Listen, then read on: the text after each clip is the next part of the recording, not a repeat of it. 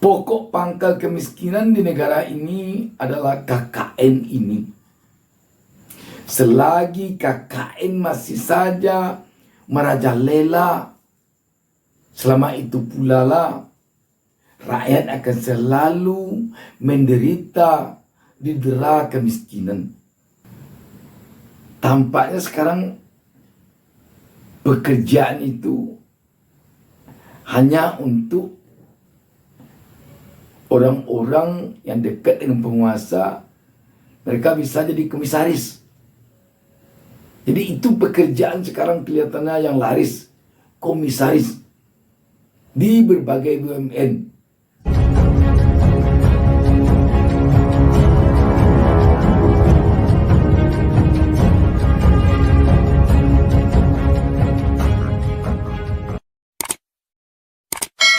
Assalamualaikum warahmatullahi wabarakatuh.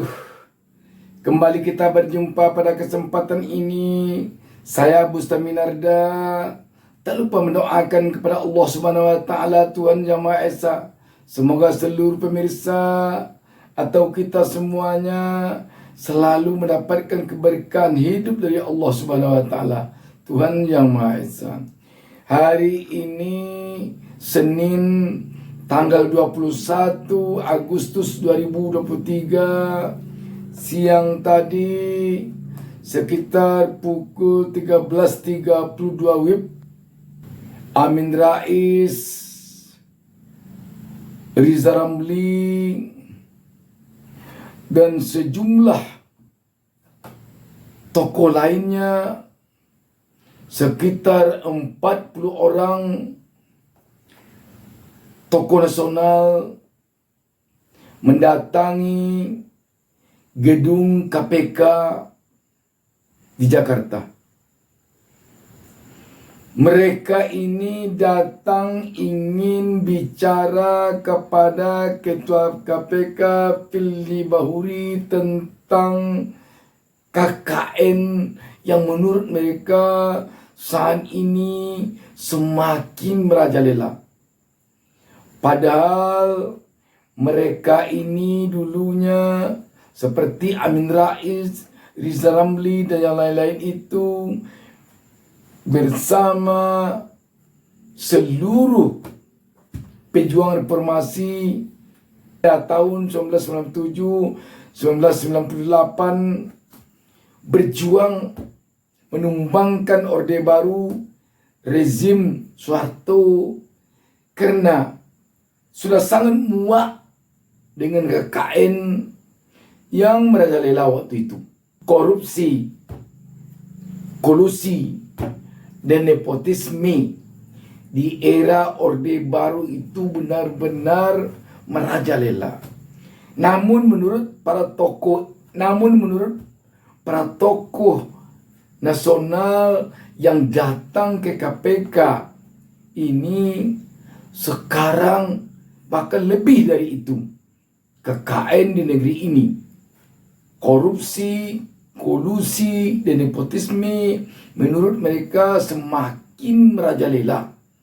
Inilah yang menyebabkan mereka datang ke KPK. Tetapi sayangnya mereka ini tidak berhasil bertemu dengan Ketua KPK Firly Bahuri ataupun Wakil Ketua KPK yang lainnya. Tampak mereka ini memang agak kesal tadinya ketika tidak bisa bertemu dengan pimpinan KPK. Coba kita baca sebuah berita tentang hal ini. CNN Indonesia menurunkan berita di bawah judul Rizal Ramli hingga Amin Rais ke KPK laporkan kondisi KKN hari ini. Berita ini hari Senin ini tanggal 21 Agustus 2023. Jakarta, CNN Indonesia. Mantan Menteri Koordinator Bidang Kemaritiman Rizal Ramli, tokoh reformasi Amin Rais, serta sekitar 40 orang yang terafiliasi dalam Koalisi Perbaikan Indonesia KPI menyambangi Gedung Merah Putih KPK Jakarta Senin 21 Agustus siang ini. Berdasarkan pantauan CNN Indonesia.com, di kantor KPK, Rizal Ramli dan kawan-kawan tiba pada pukul 13.32 WIB. Kedatangan mereka untuk membahas kondisi pemberantasan korupsi, kolusi dan nepotisme KKN di Indonesia saat ini. Kenapa kami datang ke KPK? Karena 25 tahun yang lalu kami berjuang supaya Indonesia bebas dari KKN. Ternyata hari ini kok malah KKN-nya lebih gawat. Ujar Rizal di gedung Dewi Warna KPK Jakarta Senin 21 Agustus. Perwakilan dari mereka diterima tim pengaduan masyarakat Dumas KPK. Dalam undangan pers yang diterima, menurut Rizal Ramli dan kawan-kawan, salah satu faktor utama belum terwujudnya kesejahteraan rakyat adalah praktik KKN yang semakin brutal. Mereka turut mencantumkan indeks prestasi korupsi IPK Indonesia tahun 2023 yang anjlok dengan skor 34. Kondisi tersebut mencerminkan korupsi yang semakin merajalela di Indonesia. Padahal salah satu cita-cita reformasi 5 tahun silam adalah pemberantasan KKN agar Indonesia bisa lepas dari belenggu kemiskinan dan rakyat semakin sejahtera sebagaimana yang diamanatkan konstitusi kita, ucap Rizal Ramli. Sahabat BN, sebagaimana disampaikan oleh Rizal Ramli, Amin Rais, Ubaidillah, dan sejumlah tokoh lainnya pada kesempatan kedatangan mereka ke KPK hari Senin ini, memang kita melihat KKN sekarang ini sungguh sangat memprihatinkan.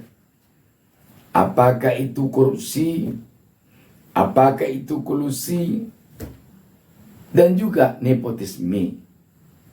Padahal memang inilah yang dulunya diperjuangkan oleh para pejuang reformasi yang lokomotifnya adalah Amin Rais. Waktu itu adalah pemberantasan KKN ini. Tetapi sekarang ini ternyata KKN ini kembali yang bangkit, yang bisa jadi melebihi KKN-nya Orde Baru.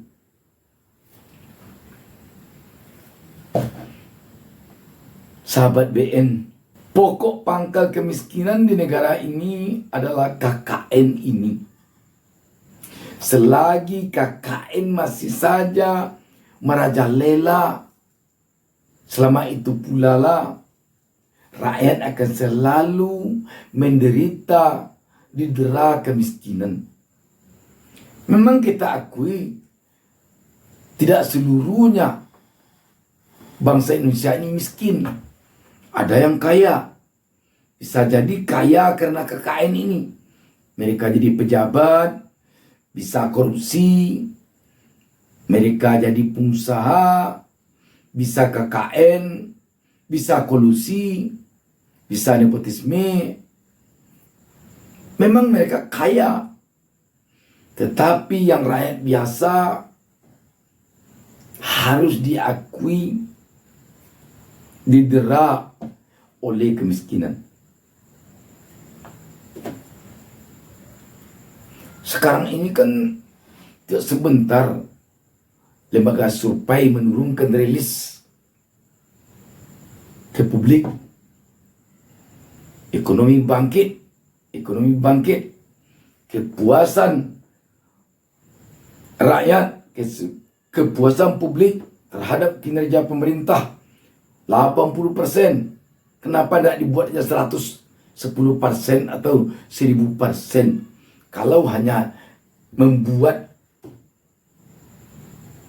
tanpa memperhatikan kenyataan di lapangan, di tengah-tengah masyarakat, bagaimana nasib masyarakat.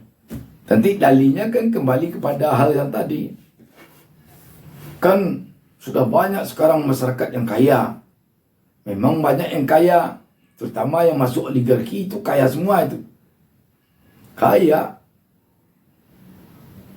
Tapi yang rakyat biasa semakin menderita. PHK semakin menjadi-jadi. Karena undang-undang Omnibus Law itu hanya berpihak kepada pengusaha, tidak berpihak kepada rakyat, tidak berpihak kepada pekerja. Sehingga memang yang kaya makin kaya, yang miskin makin miskin. Kalau tidak percaya, sekarang pergi saja ke tengah-tengah masyarakat biasa, ke pasar-pasar tradisional. Lihatlah rakyat kecil sekarang ini berjualan sayur di lapak-lapak sayur mereka. Lihatlah sekarang di pasar-pasar tradisional rakyat berjualan kebutuhan 9 bahan pokok, mengeluh. Di satu sisi mereka pedagang tidak ada jual beli, di sisi lain rakyat tak mampu membeli. Itulah yang terjadi sekarang ini. Kenapa pedagang tak jual beli? Karena yang membeli itu benar yang tak ada. Pembeli yang sepi. Daya beli masyarakat itu yang rendah. Kenapa masyarakat tak membeli? Kenapa daya beli rendah? Ya, karena tidak sebentar PHK. Tidak sebentar PHK. Pengangguran makin lama makin menggunung. Sahabat BN, sekarang rasanya kita memang serasa berada di saat-saat tahun 1997, 1998 silam, 25 tahun lalu. Kondisi ekonomi kita sekarang ini benar-benar terasa berat. Walaupun sekali lagi dikatakan publik menerima informasi, rakyat menerima informasi, ekonomi sudah membaik, Tampaknya sekarang pekerjaan itu hanya untuk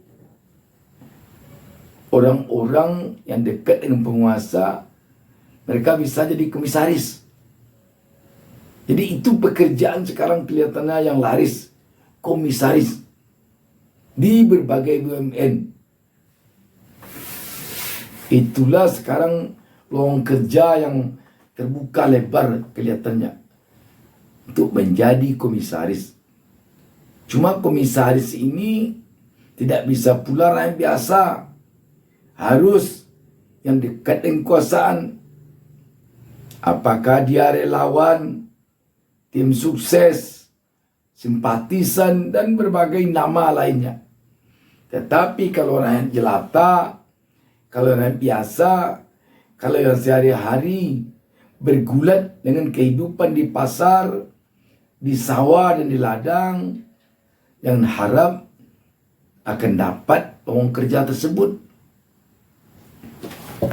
Sahabat BN,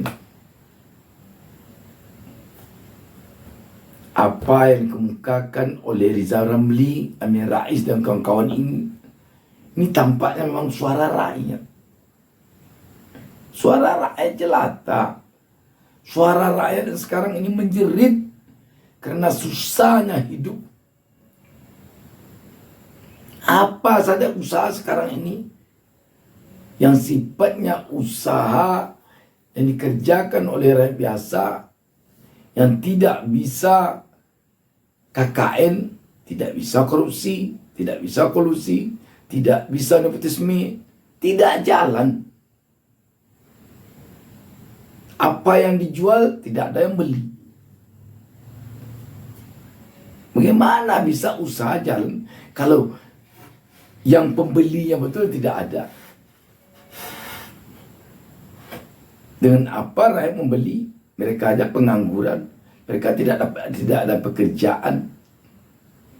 Benar-benar sekarang ini hidup susah. di tengah informasi ke publik selalu mengatakan ekonomi telah bangkit, ekonomi telah bangkit, ekonomi telah pulih, ekonomi telah pulih. Itu saja sahabat. Wassalamualaikum warahmatullahi wabarakatuh. Jangan lupa subscribe. Jangan lupa subscribe. Jangan lupa satu